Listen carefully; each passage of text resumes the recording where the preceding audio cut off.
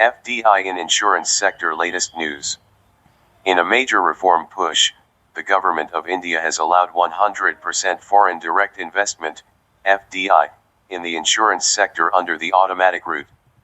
This is notified through the Foreign Exchange Management, Non-Debt Instruments, Second Amendment, Rules, 2026. This follows the enactment of the Sabka Bima Sabki Raksha, Amendment of Insurance Laws, Act, 2025, signaling deeper financial sector liberalization and efforts to enhance insurance penetration. FDI in insurance. Meaning. FDI refers to investment made by a company or individual from one country into business interests located in another country. In the insurance industry, FDI typically involves foreign insurers investing in or owning stakes in Indian insurance companies. FDI helps bring capital for business expansion, advanced technology platforms, global management practices, product innovation and risk management expertise, regulatory oversight. In India, insurance companies are regulated by the Insurance Regulatory and Development Authority of India, IRDAI. IRDAI regulates insurers, licensing, solvency, governance and policy holder protection, and verifies compliance for entities receiving foreign investment. FDI limit increase. Purpose: India has gradually increased foreign ownership limits for insurance companies, reflecting the government's efforts to attract investment while maintaining regulatory stability. Timeline. Earlier 26% cap, when the Indian insurance sector was open to private players in 2000, the foreign ownership limit was capped at 26%, a minority stake in joint ventures with Indian companies. Increased to 49%, in 2015, the government raised the FDI cap in insurance companies to 49%, management control remained with Indian partners, through amendments to insurance laws. Increased to 74%, liberalizing the insurance sector. In 2021, the government further raised the foreign ownership limit to 74%. Under the new rules, foreign insurers could now hold majority stakes in the Indian companies. Key features of the recent reform. Full FDI liberalization. FDI cap increased from 74% to 100% in insurance companies, and insurance intermediaries, brokers, TPAs, consultants, etc. Investment will be permitted under the automatic route, no prior government approval required. Special provision for LIC, foreign investment capped at 20% in the Life Insurance Corporation of India, LIC, reflecting LIC's strategic and sovereign importance. Coverage of intermediaries.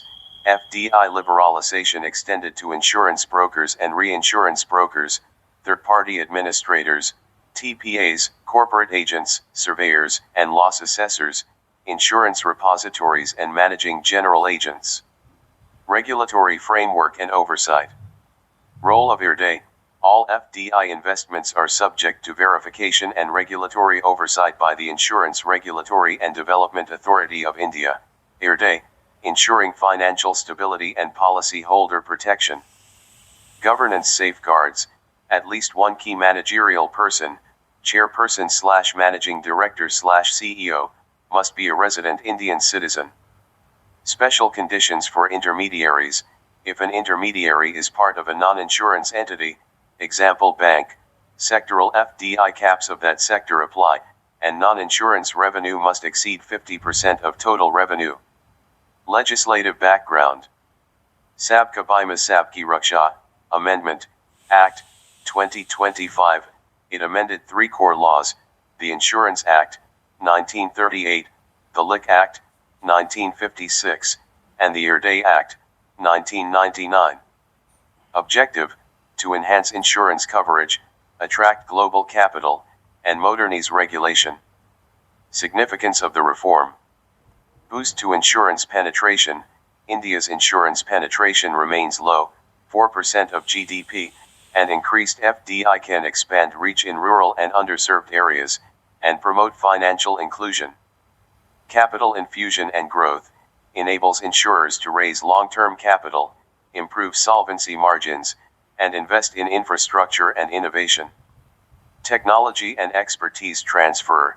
Entry of global players brings advanced underwriting practices, digital insurance models, insurtech, and risk management capabilities. Ease of doing business. Automatic route reduces regulatory delays.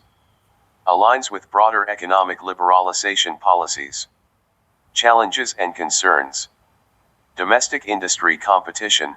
Smaller Indian insurers may face pressure from large global firms. Regulatory capacity. IRDAI must strengthen supervision mechanisms and risk monitoring of foreign-dominated entities. Policyholder protection, ensuring that profit motives do not compromise claim settlement and consumer rights. Strategic concerns.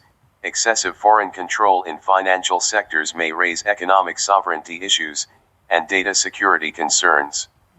Way forward. Strengthening regulatory oversight.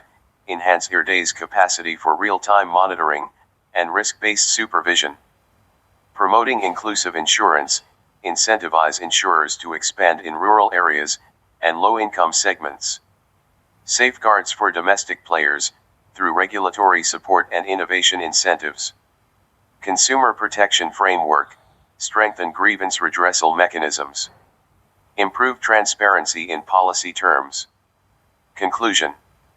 The move to allow 100% FDI in the insurance sector marks a significant step in India's financial sector reforms, aimed at boosting capital inflows, enhancing insurance penetration, and modernizing the industry. However, its success will depend on robust regulation, balanced competition, and strong consumer safeguards, ensuring that liberalization translates into inclusive and sustainable growth.